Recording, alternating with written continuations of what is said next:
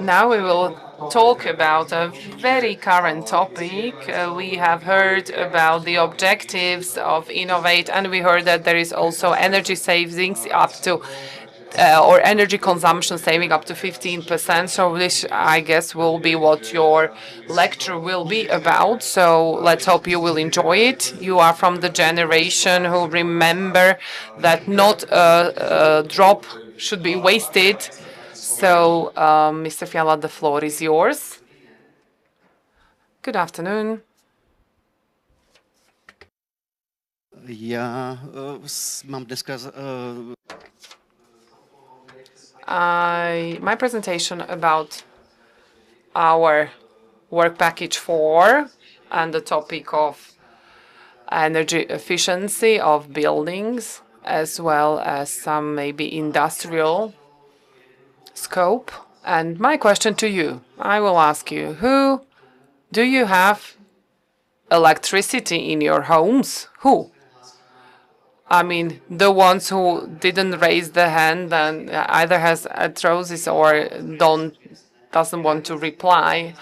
However, I just want to mention that you are basically energy managers. We know that the average consumption of a household can be 4 megawatt per year, which is approximately €1,000.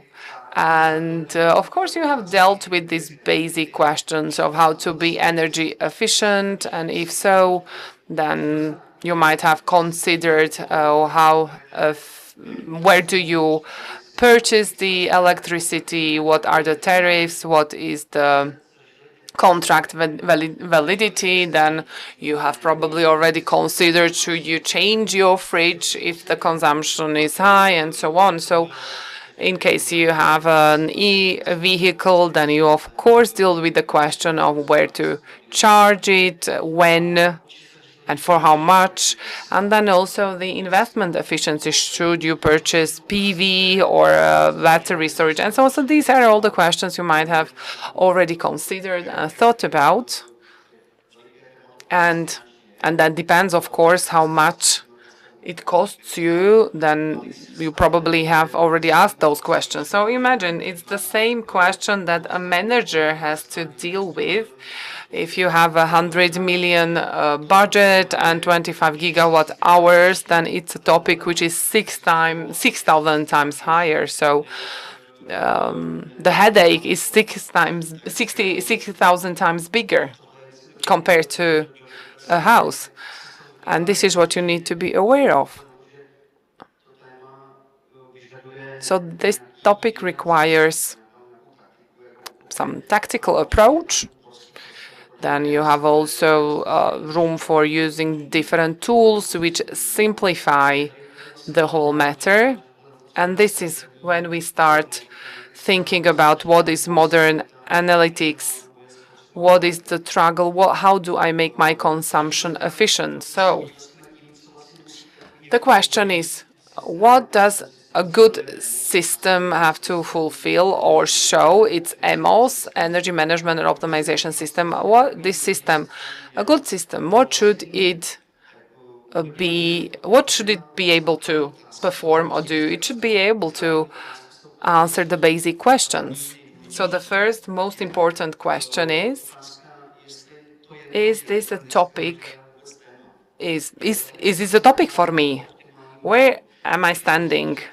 If my year consumption is 10 million and then maybe a million is not so efficient, then of course I have to deal with it. If my consumption is 300 million, then a million non-efficient, then I will maybe just leave it as it is. And maybe my priorities are different. So the question is this already a topic I have to deal with? If so, then the second question is, what this system, or where do the losses occur? Where are the opportunities for improvement? Is it the purchase? Is it the wrong technology? Non-efficient consumption? And then also maybe the time and place. Where am I being not efficient? So observing the reason for being non-efficient. And then, of course, then the next question is, I already know that it is important for me. I know where the losses occur. And the third question then is, how do I deal with this situation if I'm being not non-efficient? What do I need to do? What should I be doing? How do I calculate? What are the measures I can introduce? So I, of course, calculate the return of investment, and then I decide whether to go for it or not. So the manager has to answer these questions when dealing with energy questions. And then if I go for it, then I also need to investigate, does it work well? Can seem pretty easy, but imagine that your task would be to find out whether your heating system is efficient, and you compare maybe March of one year with the March of previous year, but you don't know because the temperatures were different, the weather was different, and you don't know whether you have become more efficient or not. So you need kind of a norm. You need a norm for calculating the energy efficiency, and then maybe compare the temperature hours of the 2 months and so on. So this is not an easy process, and for more complex installations, it's not easy to find out, but it can very much help you to evaluate you whether your investment made sense or not. So these were the questions which a good EMOS should be dealing with. Now let's have a look at what are the options, and if I have big clients, what are the big clients using, for example, to deal with energy consumptions? Recently, there was an interesting situation happening where, for example, a client has a consumption for 100 million euros, and the client didn't have had zero overview about these meters, that didn't know anything about the consumption. So this client was only paying and settling the invoices, nothing else. I mean, it is quite exceptional, but there are still clients who just pay and don't really care about what the consumption is about. Then there are clients who have kind of a manual recording or manual evidence of the consumption. So they are maybe using some Excel sheets to write it down, but it is not easy. Of course, Excel has some limitations to its use, and it's not easy to work with Excel sheets in such a large extent. Sometimes the colleagues don't really know what this is about. If this kind of a big file has has a lot of subfiles. Then there are many clients who use some system tools. They work pretty well, I would say. They are necessary to be introduced, but this is a layer of system instructions or systemic instructions. I mean, of course, this is an important part to create the picture, but very often it is not connected sufficiently with measuring the consumption, and it is more about the tactical side of it. And then there are, of course, systems who are not so tactical, but they are more technological. They can measure, they can manage, but very often they lack maybe a more sophisticated strategy how to basically execute the whole managing of the situation. And the question is here to combine the good tactical part with a good base of EOMS, and then create something that I called EOMS on steroids. So I want to improve the access to data. The data has to be online very quickly. As soon as there is some non-efficiency, I want to know about it, why, and I want to identify the situation, of course. Then if it's in case of 100 million of crowns of consumption, then I need to, it's not always easy to go into all the details and evaluating So, but I need to have a system like that. Then, of course, it's also a question of comfort and automation. Very often these processes are complex. I mean, to open, I don't know, 50 blocks of consumption and to do it manually is not easy. So AI can help to automate this whole issue. This is a big help for the user. And then the next part is that we use modeling of the behavior of the whole microgrid. And then we can perform different simulations. So when we change the parameters of the model, then I'll see the response or what would change, and the purchase on the consumption and so on. So this is also very important. And the most important part that has to come is to combine the analytical perspective with a dynamic microgrid control. So I can do it in the morning. I set up the best flow for the consumption, so I control it in advance. And this is something that needs to happen because this is where all the opportunities arise. And there are many options how to optimize the costs. It's about, I mean, there are different scenarios. Many things can change even within the hour. So it's very important to set it correctly and to have it dynamic. And then let's have a look at our solution.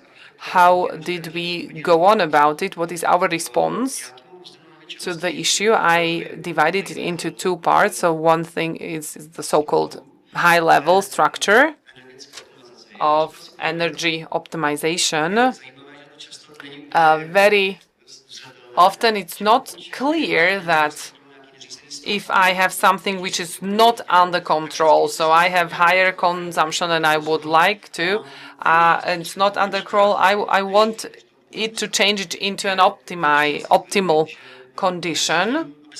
And to make it happen, in between, I need to take or introduce measures. If I don't do it, the analytics doesn't change the value on the invoice. I still get the same invoice, it will be high, and it will be the same problem. So I need to introduce some measures.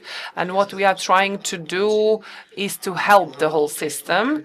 And these are the two places or spots where we are trying to have things under control. So we are analyzing opportunities for change. We are trying to investigate what kind of measures need to be introduced, and then of course, decide which measures should be implemented, which not. And very often it is a very dynamic situation, and you need to have dynamic control over the measures. So it's not about checking maybe only once every 6 months. No, I have to do it more regularly. But it needs to happen automatically. So the ambition is to have a good supportive system.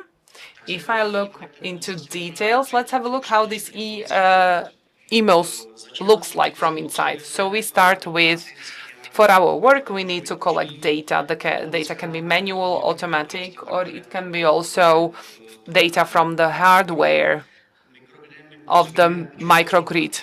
So it's either a building, or it can be some industrial plant, it can be some big trade or business center. So all the places that need to have their consumption under control. So the first important steps is, I don't know, it can be different Excel sheets with different content and so on. So I need to transform the data into data lines or sets. Then we need to validate the data. We are looking for some problems, some maybe fallout and so on. And then I'm trying to normalize the data. So in case there are any kind of problems, I try to replace it with solutions that will not harm the whole situation. Then once we have the data, we try to process the data, and with respect to the logic of the data, we also respect the quality of the data. Petra is, I can't see her, but she will be speaking about this part. What can be done with the data. We're trying to split into the different types of consumptions into different blocks in order to be able to assess. So you can also take some measures, some corrections of the data.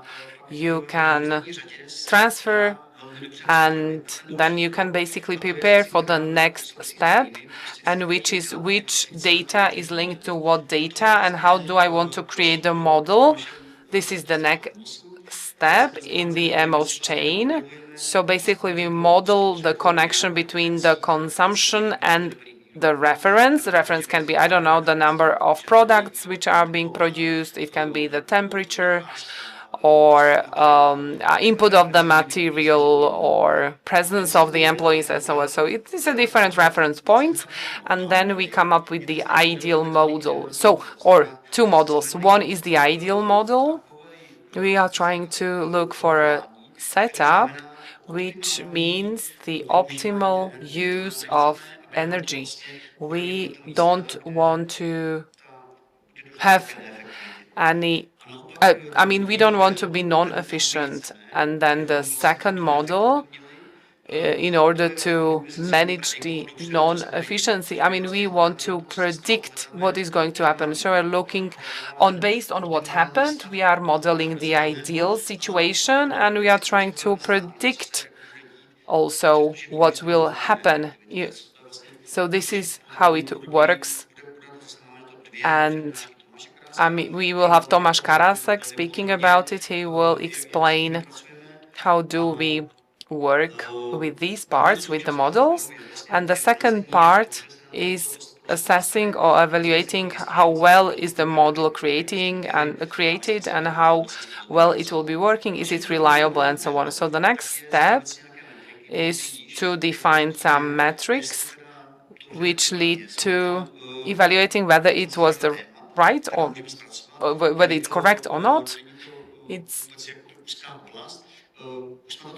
We have already mentioned slightly with my question. I asked you about the electricity. Do you have electricity at homes? And this is exactly, I mean, when you are not efficient with your consumptions, when you think about where should you kind of charge your e-car, should you have a fridge which has high consumption or lower one, and so on. So these are all the questions.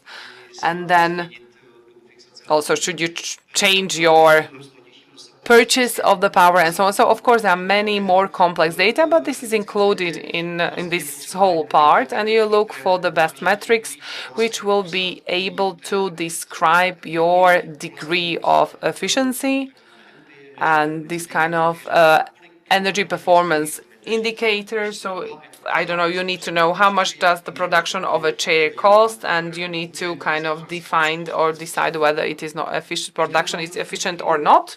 Tak další krok. In the next step, I will find the weaknesses, weak spots, and I need to work with them, calculate, simulate. It's a very strong discipline we needed to master. I need to simulate what happens when I change something and calculate ROI.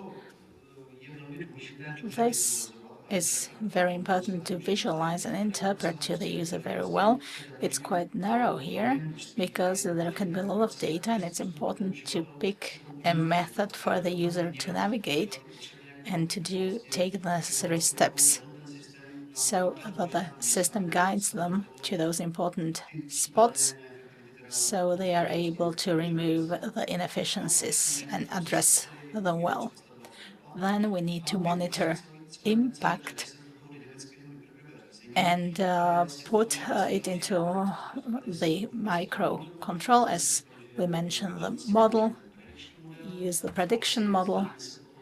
And what we are trying to do is to control the behavior of the microgrid in advance based on the consumption prediction, based on the options, and this results in instructions for switching off the battery, charging, discharging, accumulation, or direct consumption control. So there are lots of options, and you have to find the spots, what to control, what to change to ensure efficiency. In the first stage, as we design the system, it's level 1.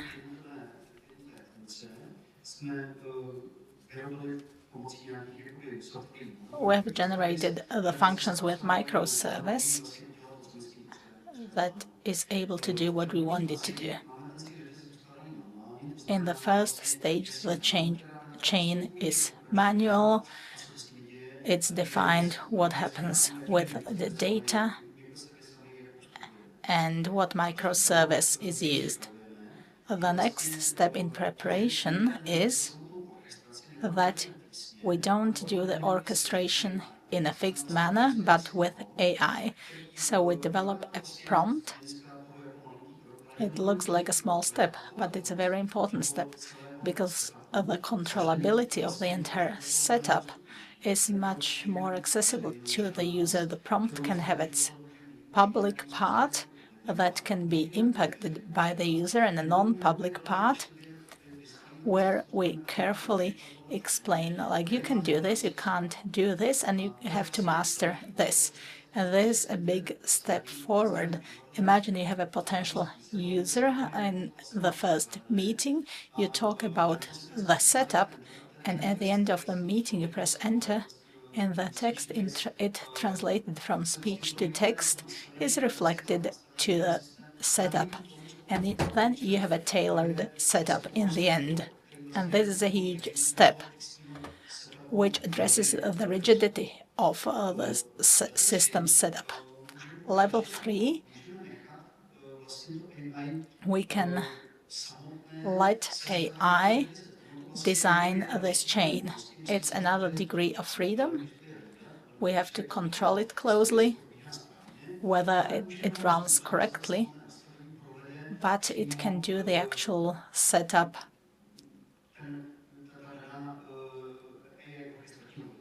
The AI orchestration logic will do it. And the final level can look in a way that we just keep a part of the non-public prompt, the strategy, we put it to the background, and all the activity will be orchestrated by this AI logic, and the execution of those steps to be taken, we leave it up to AI. We have to control the system very well, but we are fully using the growing dynamic possibilities of how those steps can be done without any existing fixed code. We just maintain the tactics. Some parts can be fixed, but what remains from the entire setup is just the tactics. This is the essence.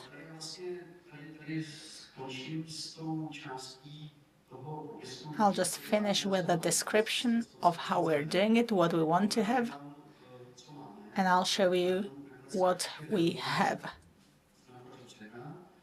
Hopefully I will be able to play it. So let's look at our solution. It's not an end customer solution. It's for our research team so that we can do the data processing.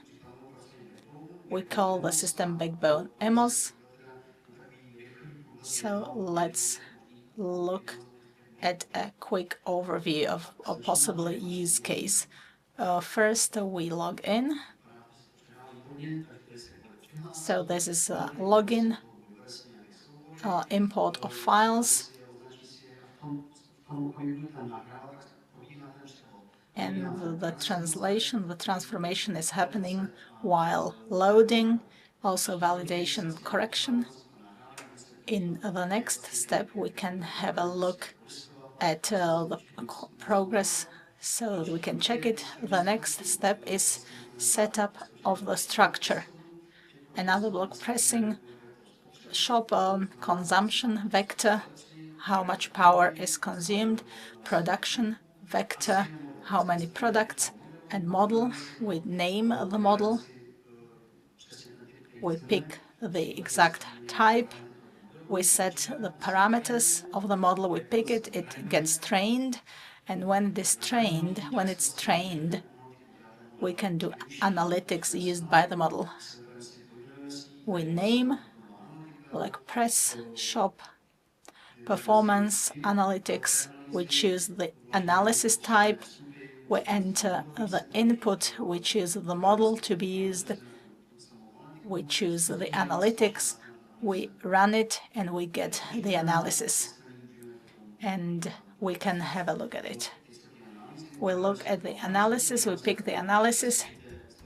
We see it's a complex record, but blue is the model consumption, and red is what happened. In 2 moments, the consumption was higher than expected.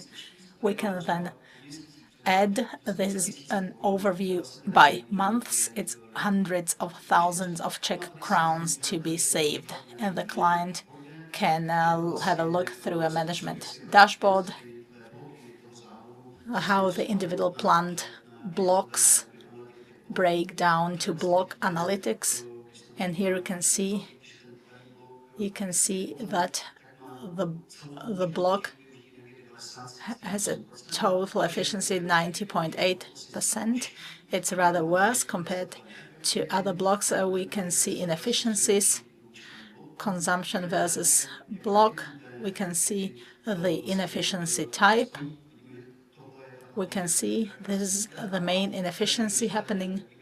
And here we can see by month that there were some troubles worth hundreds of thousands of Czech crowns. This is the last month, the last day. So in this way, you can work with our system and what the system is able to do in terms of finding and sharing inefficiencies. Thank you.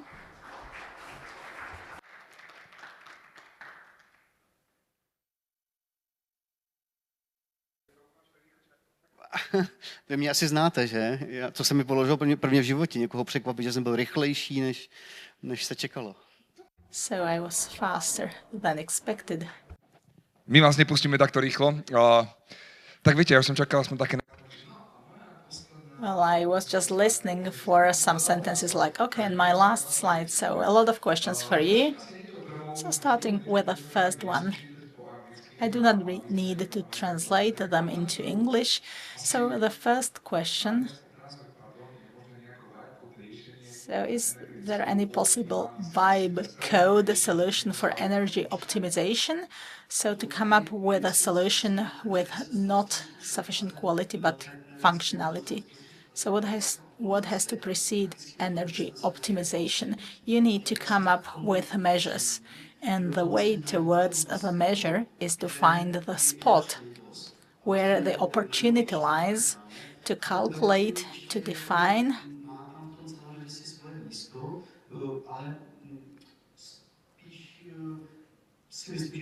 Vibe code has its place. There you need to stick to a strategy and arrive at a decision.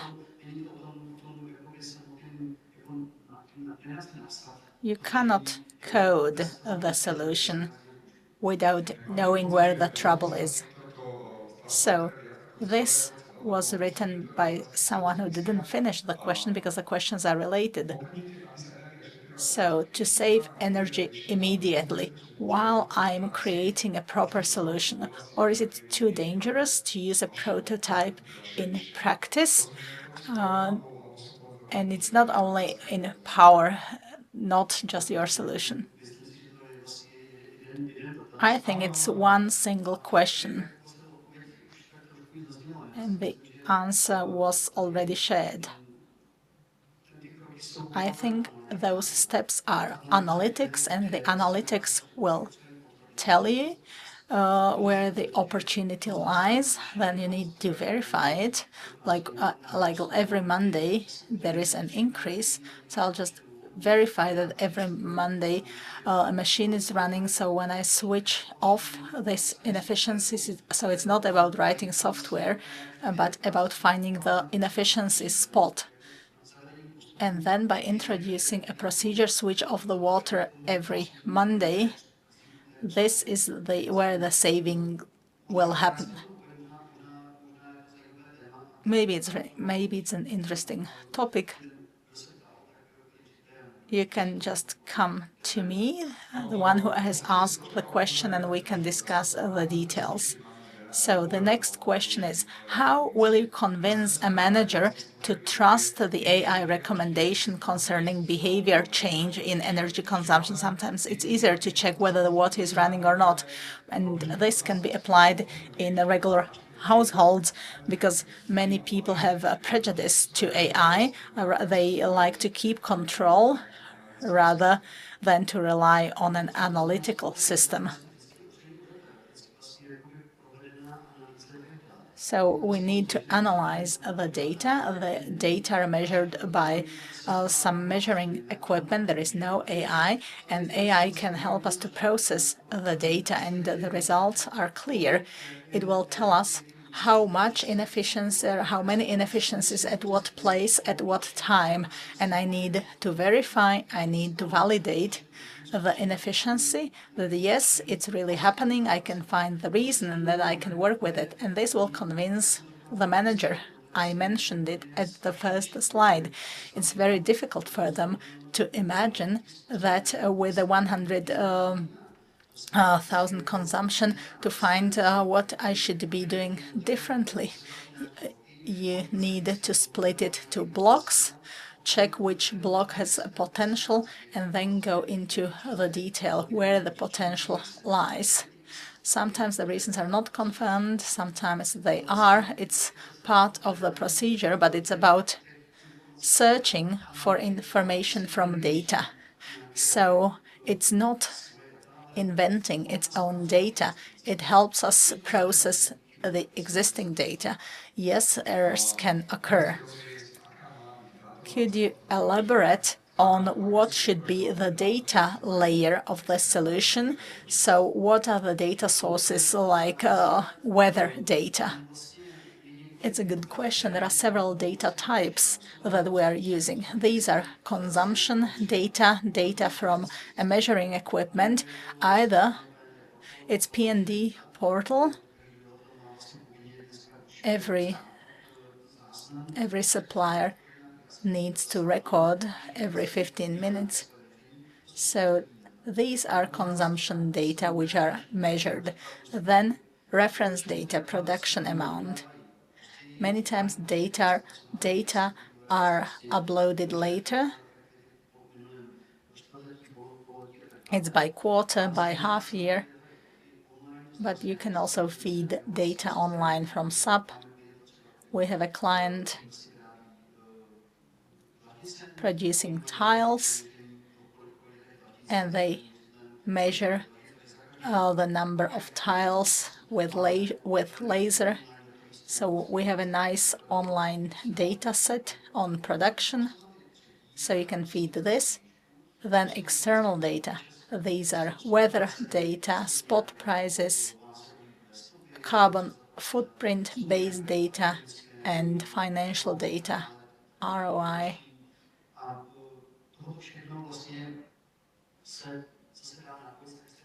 And you can feed it from external sources without site measurement. So these are the three areas that we are using. Next question. Do you consider using or entering this into European data spaces through the Gaia platform? We are using a different solution. Tomasz will be talking about it. We are not using this solution.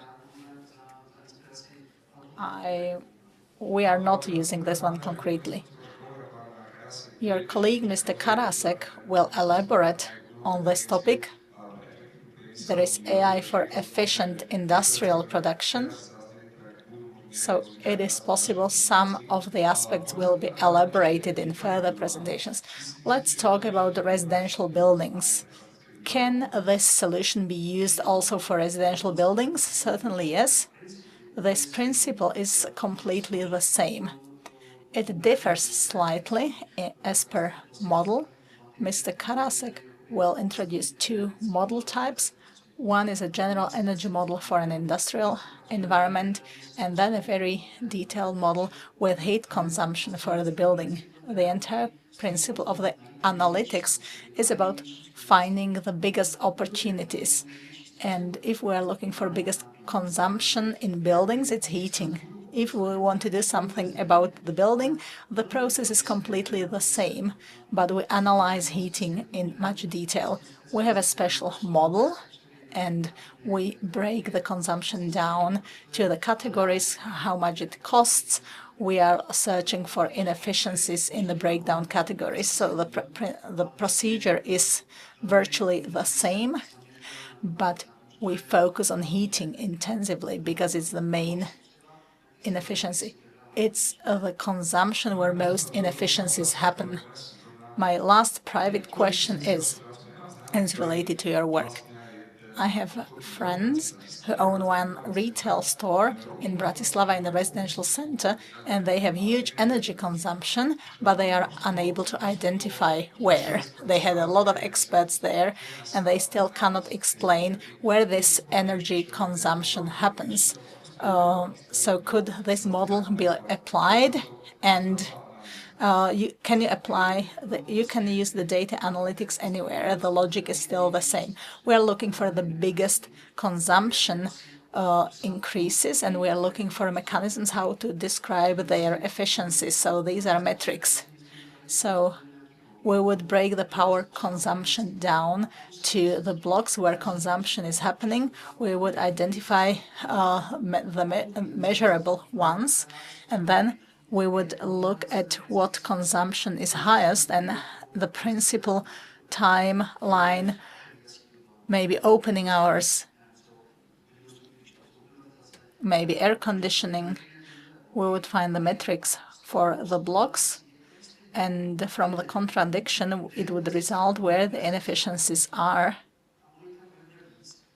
There will be several points. There will be inefficiencies, and then we arrive at reasons, because when we split it to blocks, we can define the reason. It's key. If I want to change something, I need to take measures. To take measures, I need to know the reason, because I need to address the inefficiency reason. And we need to have the breakdown. We need to find the place and time of the inefficiency. This will lead us to the reason. And then I say, I will insulate, thermally insulate. I will change the technology. I will change the heating regime, and I will calculate the savings, and I can see which measures can be taken. So I think yes. And I know that I can contact you. So thank you very much, and we'll continue with a topic.